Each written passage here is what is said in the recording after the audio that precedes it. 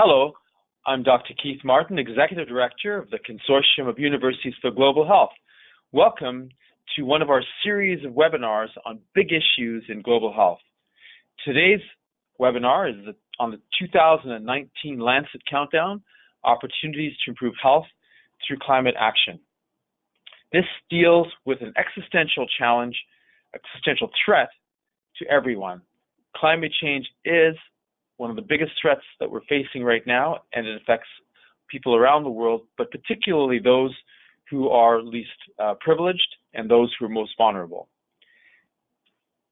From wildfires in Australia to drought in Cape Town, through extreme weather events around the world, crop destruction, ocean warming, the planet has been giving us a 911 signals for quite a long time. Sadly, the level of threat that we're faced with in climate change is simply not being matched by the urgency to act. But act we can, and act we must, to keep global temperatures below 2 degrees Celsius. The Lancet Countdown is an international multidisciplinary collaboration that monitors health and climate change, and importantly, it's designed to give policymakers and the public the type of evidence-based policy solutions and guidance that they can use to address climate change. Now, we're really privileged today to have two international experts on this. Dr. Renee Salas.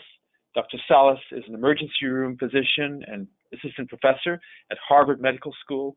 She is the lead author of the U.S. policy brief on the Lancet Countdown on health and climate change. She will be speaking first, and then will be followed by Dr. Jonathan Patz.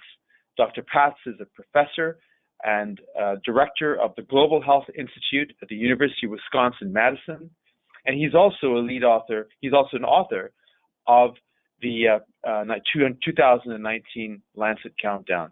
He was also a lead author of the UN Intergovernmental Panel on Climate Change. So we're very happy to have both Dr. Salas and Dr. Patz here with us today, and I'm going to turn it over right now to Dr. Salas. Renee, over to you. Well, thank you, Dr. Martin. It's an honor to be here, and I want to thank you and CUGH for the opportunity to highlight this critical endeavor that we've been a part of. I'm also excited to be here with my esteemed colleague, Dr. Patz. So my job in the first part of this webinar is to lay the foundation and talk to you about the 2019 report of the Lancet Countdown on Health and Climate Change, as well as the policy brief for the United States that I led. So the Lancet Countdown has been committed all the way back to their early commissions on understanding that climate change is the greatest threat to public health, but also the greatest opportunity. And so they've now released their third report where they're tracking a series of indicators that we will talk through. But in addition, as you highlighted in your introduction, this is really critical that they also take it the next step of translating it directly to policy. And so I had the honor of leading the US policy brief, but there were also 11 other country briefs that were done in 2019. So I would encourage that whatever country it is that you are listening from, to go look at those policy briefs and see how it either applies directly to your country or potentially can relate to your situation. The Lancet Countdown is truly a village, and I've had the honor of working with the executive director, Nicholas Watts, and his team. And as you can see, they have a global consortium of experts that weigh in to ensure that this is tracking and reporting the latest data. In addition, we did something similar for the US policy brief, where we have over 50 organizations and institutions that help support the development of the brief and ensure that it represents the breadth and depth of expertise that we have here in the US. So there are 5 working groups in the Lancet Countdown, and you can see the heart of it is really trying to understand what the health impacts of climate change are. But we know that these also do not operate in solo existence, and so there's an economic and political context with which these health impacts are occurring. And that's the red circle surrounding it. And then there are the things that we can do. So the 2 big buckets that we will focus on are mitigation, which is inherently getting to the core of what's driving these negative health impacts, in addition to health adaptation. So how can we try to protect populations, especially those that are most vulnerable? So the key messages of the 2019 Global Report, in my opinion, are brilliant. And that is the fact that it really lays out two pathways for a child born today.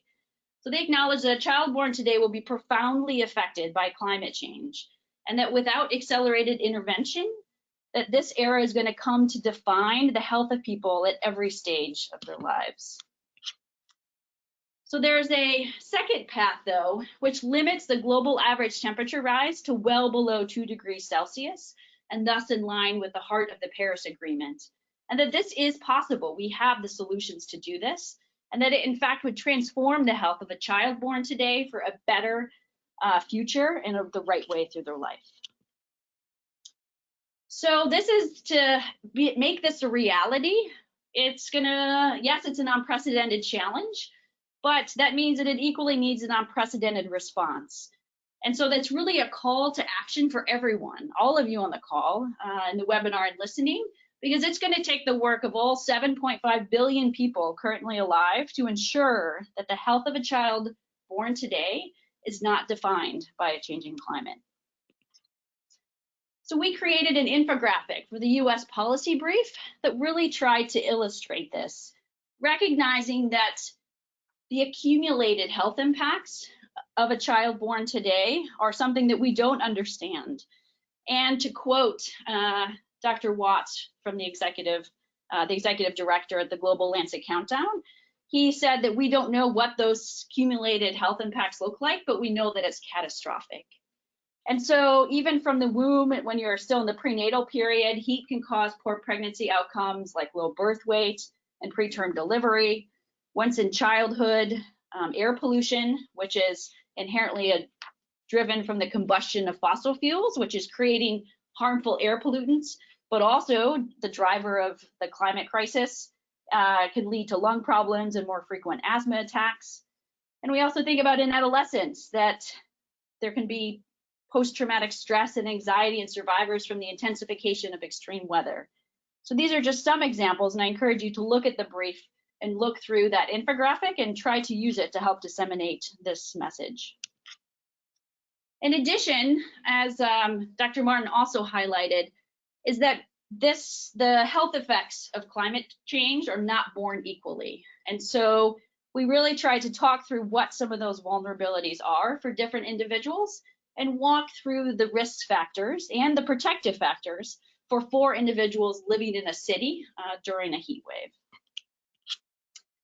So now we're going to dive into some of the specifics around the indicators from 2019, because I think it's important to have some tangible data, and encourage you to go look at all of the indicators, 41 in total. And we're going to be presenting a global picture, and then for some of the indicators also describing what the US context is. So on a global scale, the exposure of vulnerable populations, which are individuals over the age of 65, found that over 220 million additional people will be exposed to extremes of heat in 2018. And this is 11 million more than the previous record high that had been set in 2015.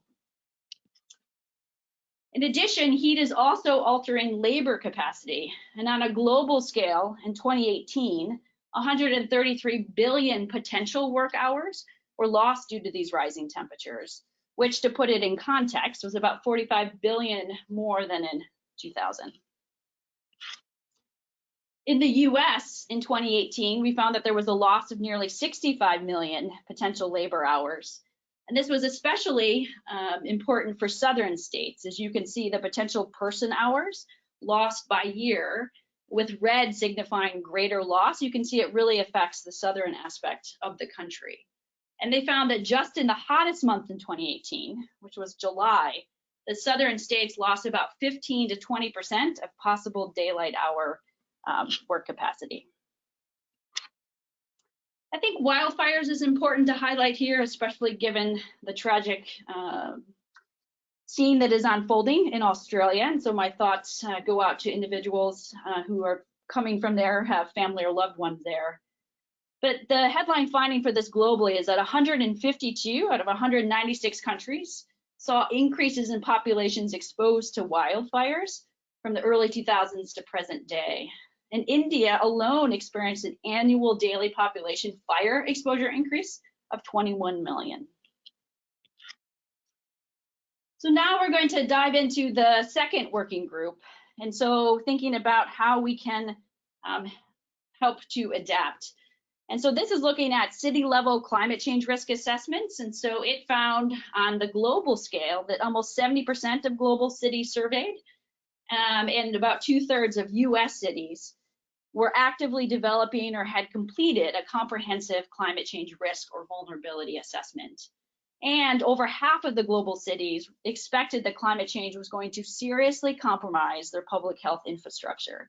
And I just want to pause on that because that is such an important point, because we can know all of the knowledge that we need to understand how climate change is impacting health.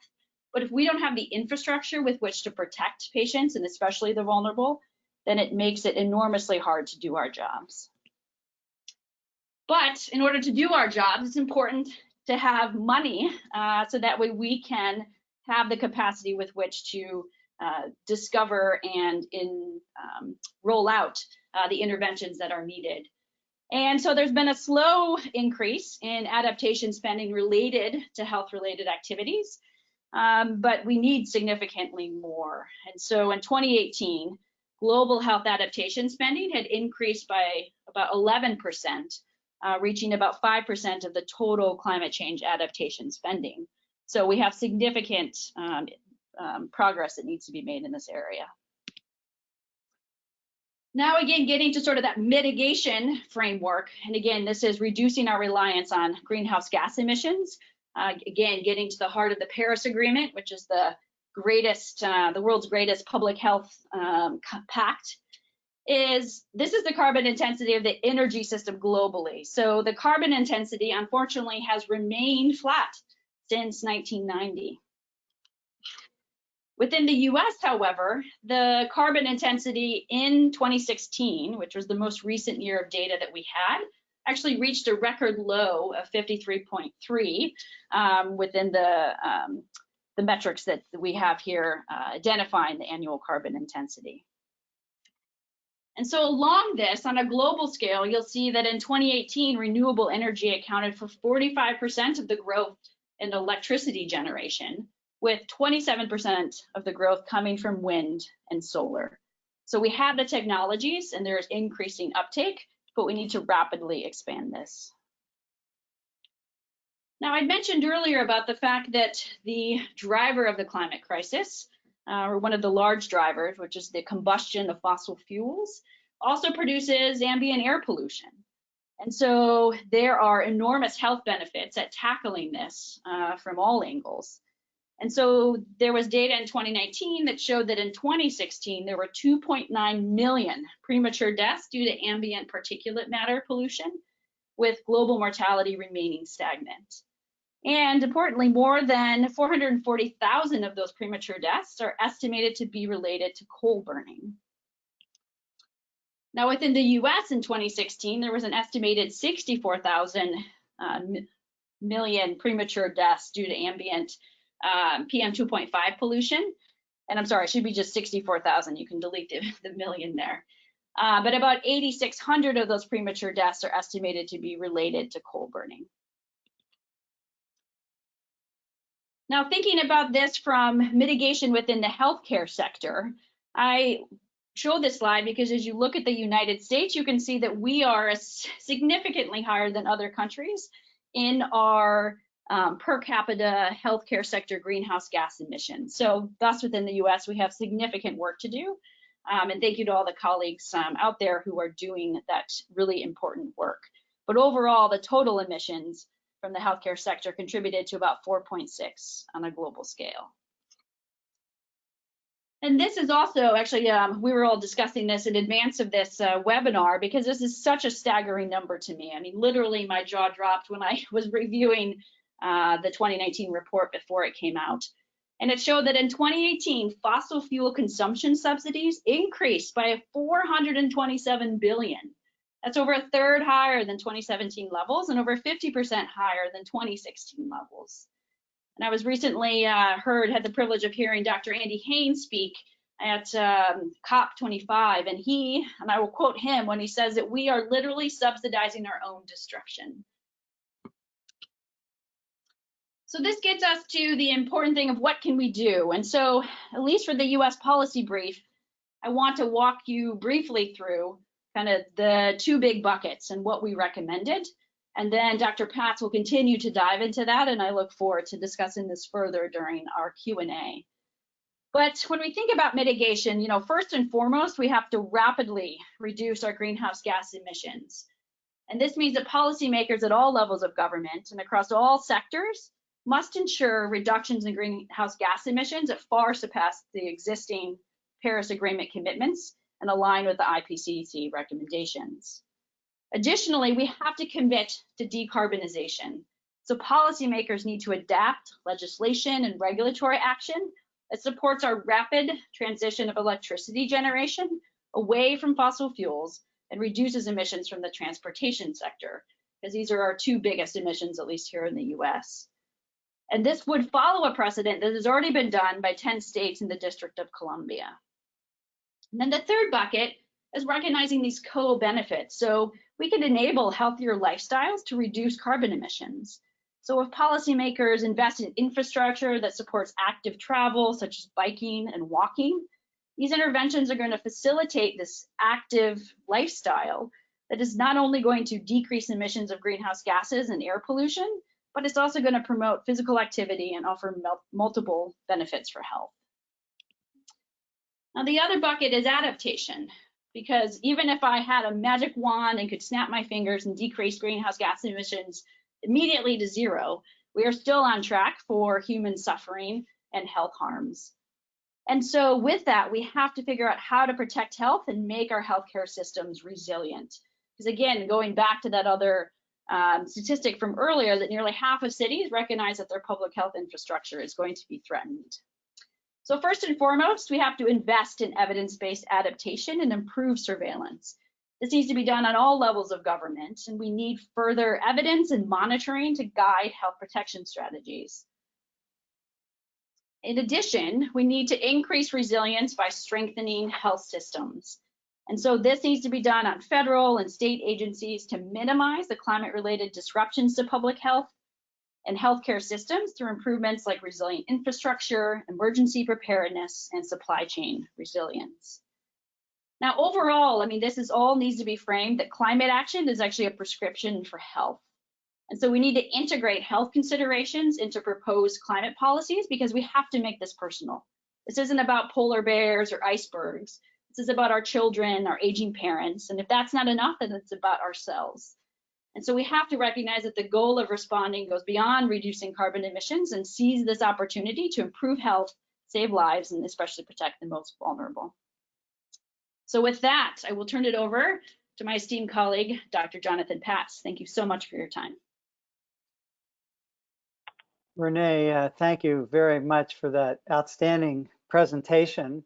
And I'm going to pick up where you left off regarding climate action as a prescription for health, and that, you know, in fact, the health co-benefits that you talk about regarding a decarbonized economy, they could represent enormous health benefits. And I asked this question, could actions on climate change really be the largest disease prevention that we can do of our times?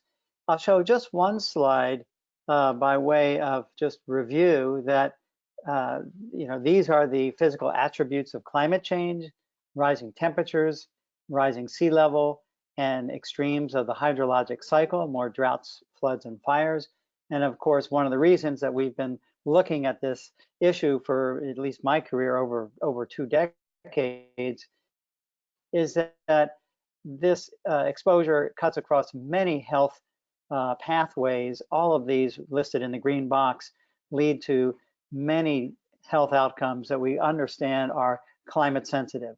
I assume that the people in this webinar are very familiar with all of these issues and why, in fact, climate change poses a very big public health threat. So that's not the topic I'm going to go through, but I just want to show this one summary slide, remind people that in fact climate change really cuts across many ways in affecting us. Where I do want to pick up is from the Paris 2015 negotiation, where after that negotiation, the world leaders asked the scientists of the UN IPCC to conduct a report. And the question is, knowing that to get above 2 degrees centigrade would be devastating and ecosystems would collapse, crops would fail, and that all the impact scientists from the IPCC point to 2 degrees centigrade as a mark that we don't want to go above. And if possible, can we stabilize at 1.5 degrees centigrade? So they asked for this report, and the IPCC did this analysis. It's called the Global Warming of 1.5 centigrade report. And the answer they came up with is that in order to stabilize at 1.5 degrees warming as an average, that we would need to cut emissions, mostly from burning fossil fuels, but also from reduced deforestation. We'd have to cut emissions 45% by the year 2030.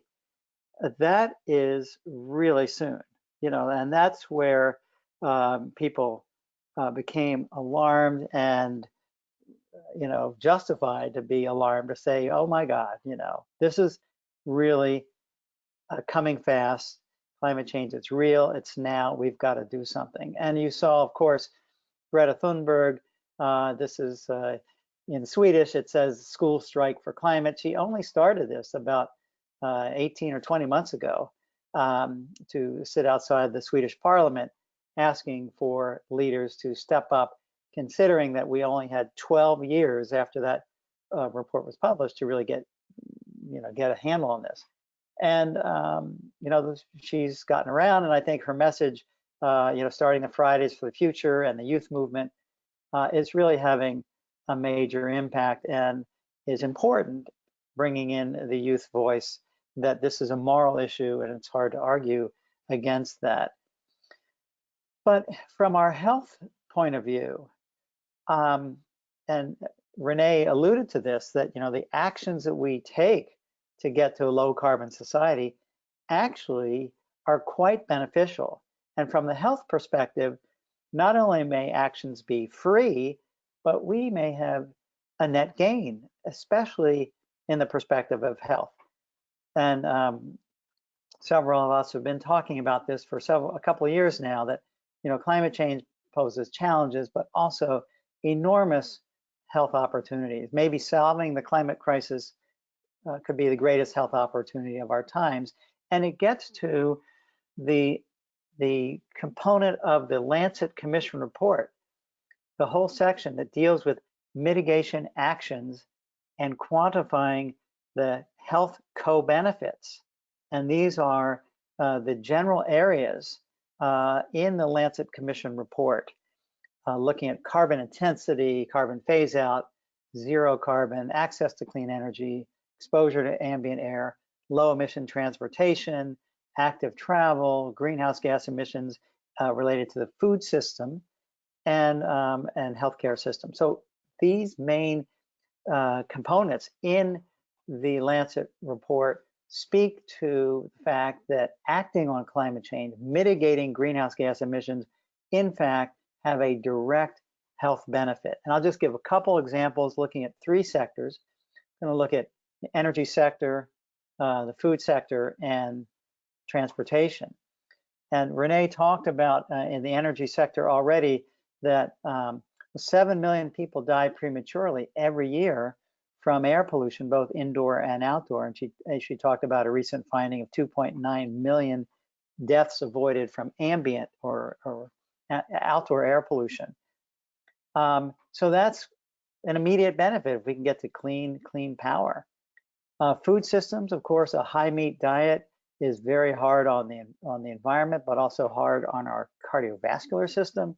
And finally, transportation, relatively new finding that physical inactivity around the world, mostly coming from private fossil fuel-based transportation, from automobiles, leads to an estimated 5 million premature deaths every year. So when you look at the first one and you look at air quality, you know, there was a study that came out 2013 that asked the question, you know, what would it take to invest in clean energy so that you would avoid emitting 1 ton of CO2? And the estimate was less than $30 for clean technology to avoid emitting 1 ton of CO2. But as Dr. Salas has already pointed out, you know, when you burn oil and coal that produce greenhouse gas emissions that are warming the earth, you also emit dangerous fine particles, PM2.5, and nitrogen oxide and sulfur dioxide and other harmful air pollutants that we know right up front are unhealthy.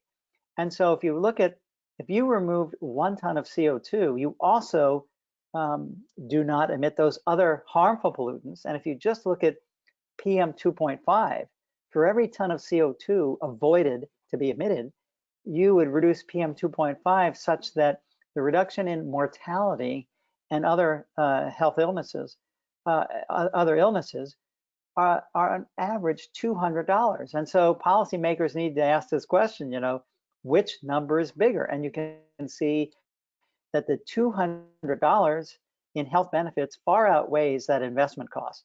And if you live in places like India or parts of China, you know, where it's very polluted, you have even a higher benefit.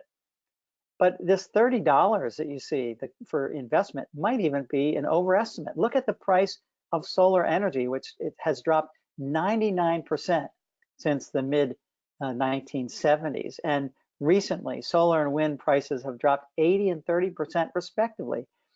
And so the price of solar, you know, and wind are dropping, so that maybe that $30 is an overestimate, and that, you know, we don't need to be waiting around for a solution. We already have cheap energy. Look at in the United States, comparing renewable portfolio standards, where states have to have a part of their electricity and their power coming from renewables. Look at on the left that if you have 13% renewables, the black bar indicates the cost, and there's investment costs, but the red bar is a health benefit, mostly from reduced air pollution. And if you move over to the right, over to 26% renewables in your energy portfolio, there's increased investment costs, the black bar, but look how much more the health benefits increase. So the idea is that, you know, yes, there may be investment costs, but look at what health benefits there are. And this is from this year's last year studied in 2019, quoting from the abstract, existing renewable portfolio standards in the Rust Belt region generate a health co-benefit of $94 per ton of reduced CO2 in the year 2030. So you know, this is something that's really important to convey to decision makers. Shifting to the food sector, this is a photo I took during the People's Climate March a few years back. I'm full of greenhouse gas. Do you have a stake in it? And the idea is that, you know, red meat, too much red meat in the diet has some consequences. Look at this graph it should be no surprise to anyone. If you look at the y-axis, that's the mean carbon dioxide equivalents per kilogram of protein produced. And in the high meat scenario on the far left, you know, that's a very big environmental impact. And of course, you swing down as you go to the right, you can see, you know, low meat diet, fish, vegetarian and vegan. Of course, much as we eat lower on the food chain, much less damaging to the environment. Another illustration of this, look at the comparison of, for example, red meat on the top and the amount of feed, water, and land use required to grow red meat versus other sources of protein, comparing like to chickens. On the bottom is insect-based, and of course that's one thing we're looking at. But you know, even if you forget about insects, just more of a plant-based diet to get our protein is really important for the environment. And of course, we recognize the cardiovascular risks from eating too much red meat. So you have this win-win, eating lower on the food chain and plant-based diet for the environment and for our own health. Finally, the last sector I want to talk about is the urban environment, the built urban environment. My past postdoc, Dr. Jason Vargo, came up with this term that instead of Homo sapiens, we are Metro sapiens. And it was about 12 or 13 years ago that for the first time in human history, more people lived in cities than in rural areas. And as we understand the city now is our prototypical habitat for our species, we have an opportunity to design cities for people and to promote health. And unfortunately, especially in the United States, we've designed cities the wrong way. We've designed cities that preclude a routine opportunity for exercise. And I ask you, what's wrong with this picture of the entrance of a fitness center? I think in some ways we've designed cities in this way, and that this is where we have some consequences. In fact, in the United States, if you look at US transportation, you can argue that this contribution to sedentary lifestyles is really unhealthy.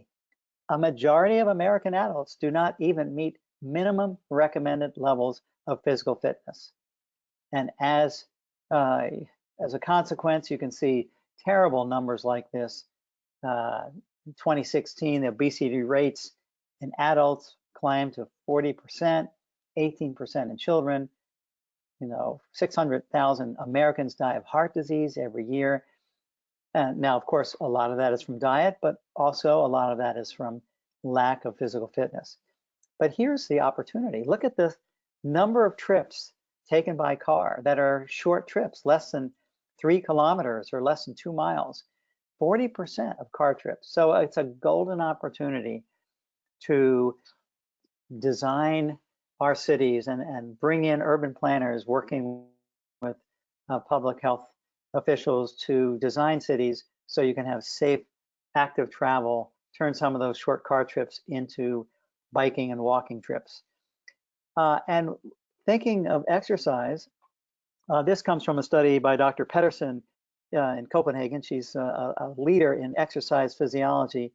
And the bottom line is that, physical fitness, exercise doesn't just burn calories. The benefits of physical activity go way beyond just that.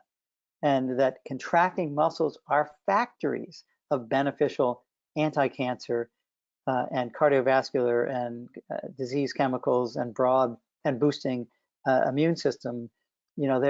Exercise, we know, is extremely beneficial for many reasons. So one final comment regarding the built urban environment is that thinking about adaptation measures for climate change and trying to reduce the urban heat island effect in cities, in sprawling cities that may have black asphalt roads and concrete buildings that intensify the heat. One adaptation is to, have more green space in the urban environment.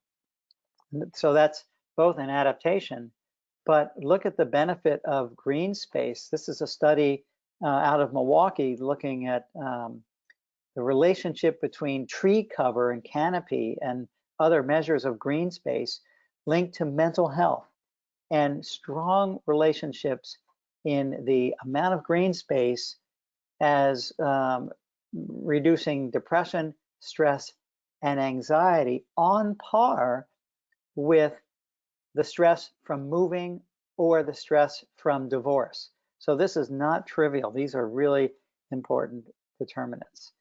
And a recent study out of the Proceedings of the National Academy of Sciences just last year showed that children who grow up in various places across Denmark, looking at all of these graphs from the upper left across, if you grew up as a child in a rural environment, a provincial town, a provincial city, a capital suburb, or the capital center, wherever you grow up as a child, no matter, the relationship between green space and the inverse relationship with ever developing a psychiatric disorder is significant.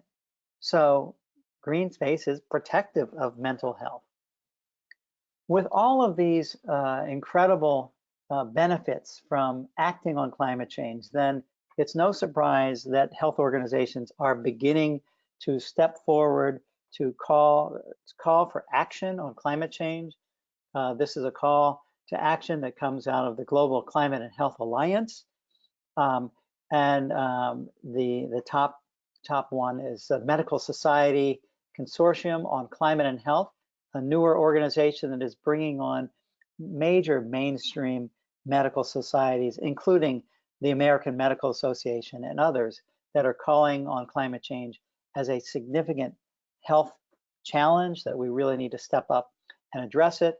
Of course, a long-term ongoing group, the Healthcare Without Harm, has been advocating for health of today's population without harming tomorrow's population, or populations downwind from an incinerator, burning IV tubing, creating dioxin. Now, of course, climate change, of course, is a health emergency, and this group is moving forward. And there's the Green and Healthy Hospitals movement, because the healthcare sector, as Renee pointed out, is one of the main contributors as well to greenhouse gases. Within Wisconsin and other states, health professionals are gathering around this. We are one of many chapters now of the Medical Society Consortium on Climate and Health. We have our own Wisconsin Health Professionals for Climate Action. And so this is something where climate change is real, it's now, it's a health emergency, and doctors and nurses and other health professionals are stepping forward. So I'll end by reminding us about this issue of climate change, and the climate science shows that it's real, it's now, it's urgent. But with these health benefits of mitigation, of getting to a decarbonized economy, that there's so many health benefits that I would argue, and I think we all should point this out, that regardless of one's views on climate change science, even climate deniers, I think, we need to think we can all support, clean air from a low carbon energy system, healthier plant-based diets, safe routes to schools that promote physically fit children and adults from cities designed for people, not just for cars. And of course, looking at urban design that stress green space to reduce stress, depression, and anxiety. I think, regardless of one's views on climate science, these are incredibly powerful and widespread health benefits that justify action on climate change.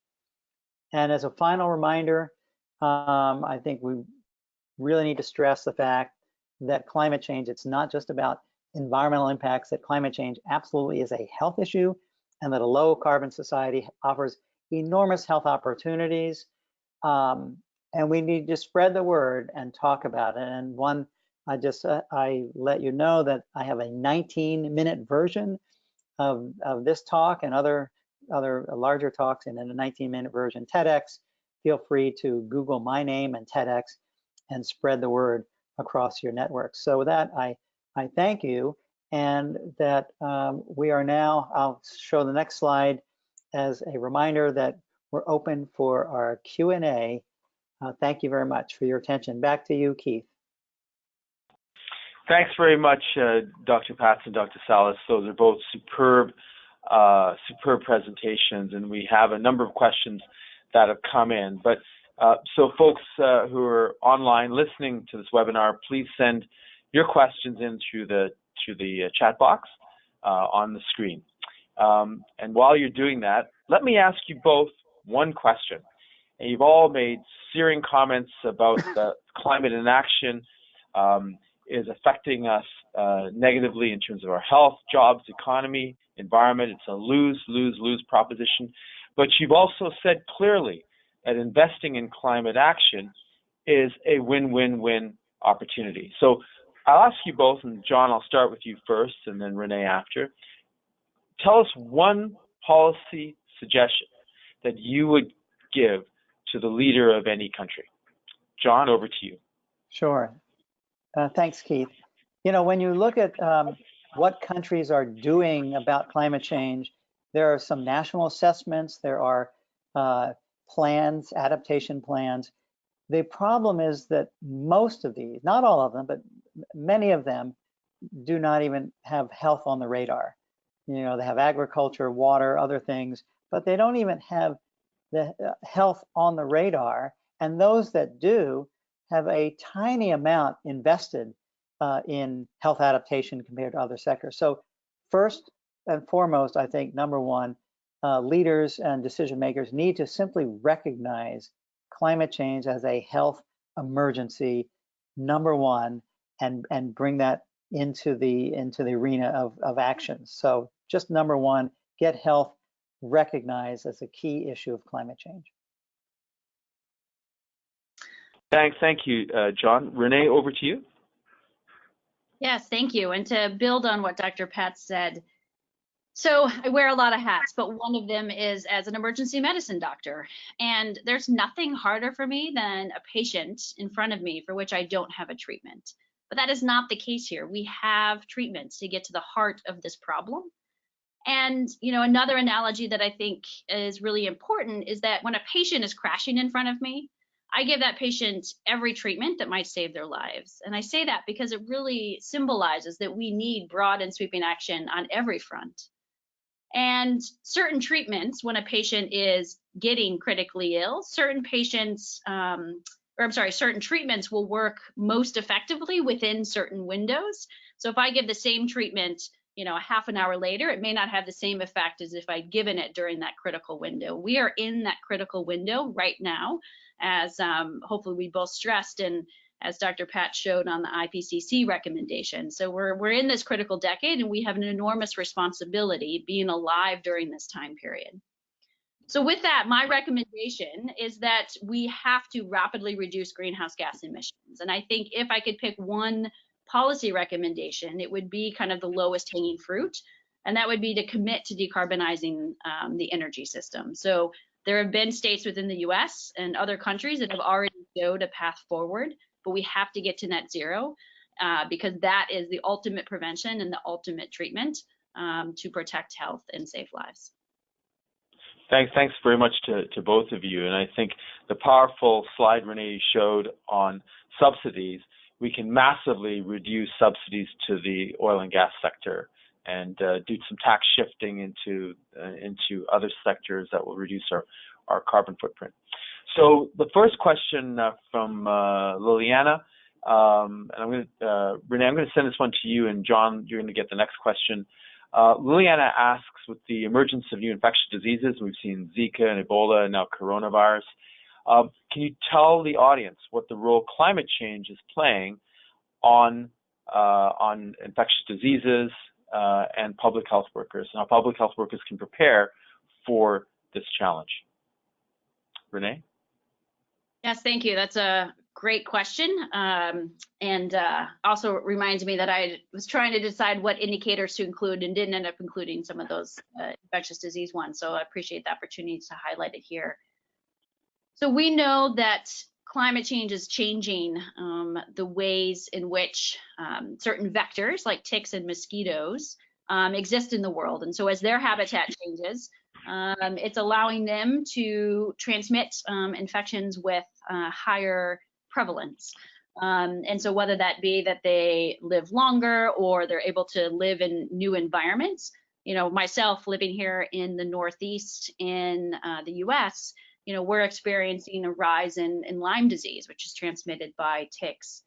And so we know that from a vector-borne standpoint, you know, again, thinking about dengue and other infectious diseases, that those are on the rise and that the distribution is shifting. But in addition to other infectious diseases, you know, you think about another one that the Lancet Countdown highlights and talks about is Vibrio. So We know that oceans are warming. That is also happening, especially off the coast of the Northeast here. So something that I'm very attuned to. And as the ocean warms, the suitability for Vibrio is actually increasing, which means that thus, more humans can come into contact with it, whether that be through direct contact, with water exposure, or eating some of the seafoods that so many of us enjoy, like oysters that might be contaminated. So there's also this waterborne infectious disease. So I'll stop there just to kind of highlight. I mean, there's very broad buckets, and we could have a whole lecture just in and of itself. But I think to get to that second critical question you asked about what can public health professionals do, first and foremost, you can't treat or address what you don't understand. And so, I think one of the many powerful things that the Lancet Countdown does is it actually shines a light on where our future vulnerabilities are. So we can use research to predict where, for example, Vibrio suitability is increasing, so we can begin to prepare to protect those populations. So first and foremost, we need research to really understand what these emerging threats are, so we can prepare for them. And then the other piece is surveillance. So we need to ensure that public health infrastructure has the appropriate capacity for surveillance. And you can imagine, right, that as these infectious diseases begin to appear in new areas, that means we need to train the public health infrastructure and doctors and other health professionals to be able to detect these emerging diseases that they may not be used to having seen. So education and training is also key. Yeah, so I'll end there. So there's kind of a whole suite of opportunity there, and all of it leads to a better health. And Keith, I'll just say one quick thing about Zika and dengue that erupted at the end of 2015, that according to a study in the Proceedings of the National Academy of Sciences, the climate suitability for that mosquito to be transmitting dengue and Zika was at the highest level that it's been in 60 years. And that was based on that very strong El Nino, which brought unprecedented hot temperatures to the region. It's not the only reason it happened, but this is something that was shown from a study. Yeah, no, great points to both of you, and thanks also for bringing up the issue of the oceans. I think a lot of people are not as aware of the impact of the warming of the oceans from a food security perspective, from weather patterns to disease transmission rates. It's a colossal sleeper issue that's not being recognized enough. John, this is to you, and this comes from Rahul and Anne. And it's got to do with something you've been fighting hard to get all of us to get up, get out, speak out, and be active in moving policymakers forward. It's got to do with communication. So they say, basically, that we know we're living in a post-logic world.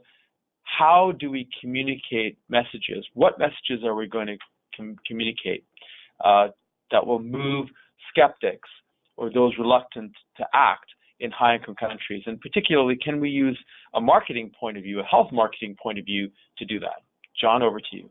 Sure. Well, I'm going to just simply talk about what the guru in this climate change communication, Professor Ed Maybach at George Mason University, says, simple messages repeated often by trusted messengers.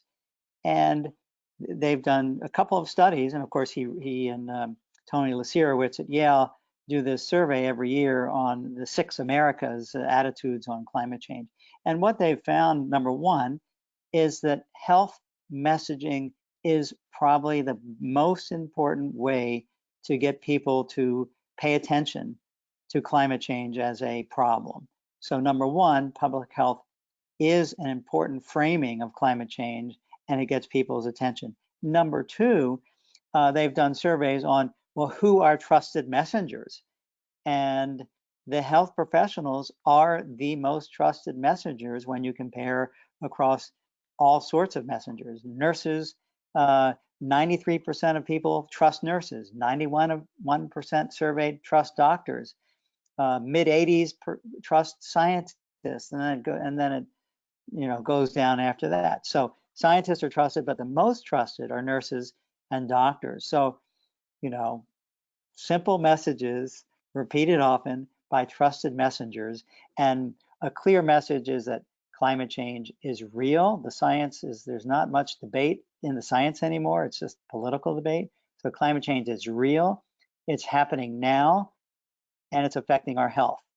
And we need to, in addition to getting the right messengers and getting good messages and very simple ones, is to pay careful attention to the audience and be great listeners as well, and understand where people are coming from and speak to those local issues, those local concerns. So to be a great communicator, you've got to first be a great listener. Great. Thank you very much, John. Renee, this question is for you and has to do with recycling. And so Ali asks, many communities don't have access to recycling. It's a very important opportunity to reduce our environmental footprint. Do you have any suggestions on how policymakers can, how communities can actually adopt and start up greater recycling programs that are effective?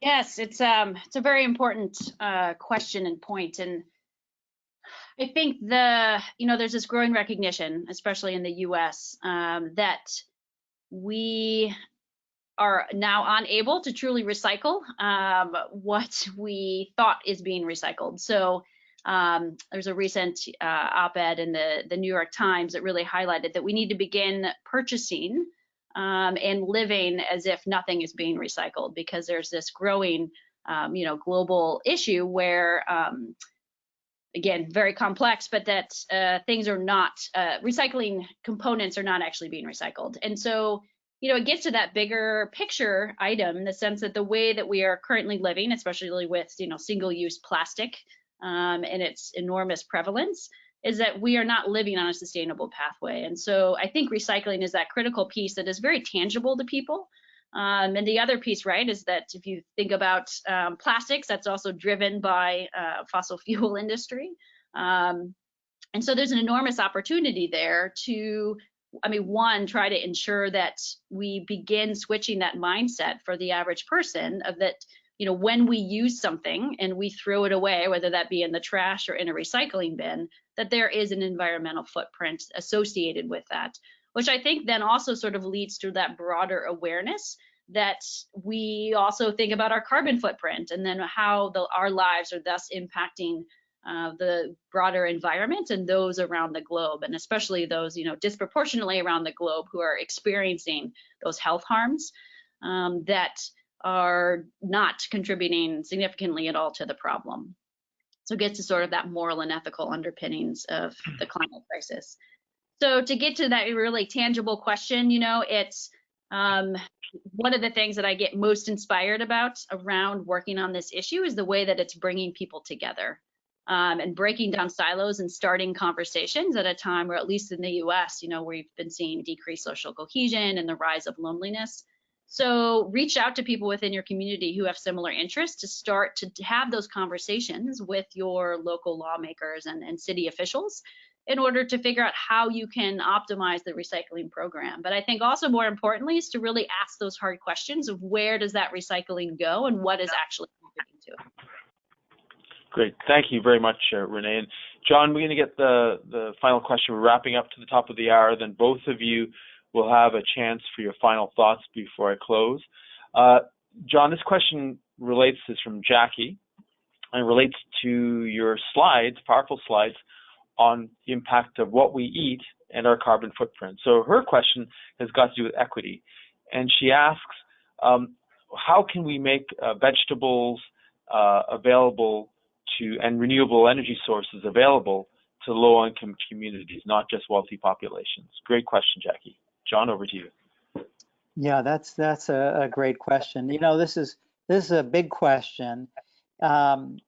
Unfortunately, the way our U.S. Farm Bill is structured, there are very few subsidies for fruits and vegetables, and a lot of subsidies for grain and corn-based ethanol even. That we've got a problem right from the beginning in the way our government is funding different food sources. So that is something that I think would be very important to point out to representatives and something that I think we need to stand up and make that demand that we need to be funding more fruits and vegetables for one. And I think that I don't claim to be a full expert in the food systems, but I can say there's some no pun intended, some low-hanging fruit. For example, the way that we grow some of these impactful food sources, like the way we grow cattle and things like that, that there's some new interventions where feeding livestock can be more sustainable. There's some new science showing that if you can feed kelp to livestock, that may reduce methane. And other ways of how we produce food through no-till farming and all sorts of sustainable agricultural methods to be much more efficient in our food production. But one other area is food waste. On average in the world, 30% of food is wasted. In the United States, it's mostly post-consumer, so it's our waste on the plate, versus in other countries, it's from production to market. But so there's areas that we can really have immediate benefits if we consider, food waste, if we consider more sustainable farming practices. And I'm not really sure how to answer your question about making healthy food, fruits and vegetables especially, cheaper, other than to start looking politically at our U.S. Farm Bill and demanding that we change our subsidies for healthier foods generally. Yeah, that's spot on. And these are political solutions to problems, but they absolutely can be done. So before we close, I'm just going to turn both to Dr. Salas and Dr. Patz for a 1-minute close for your final thoughts before I close up.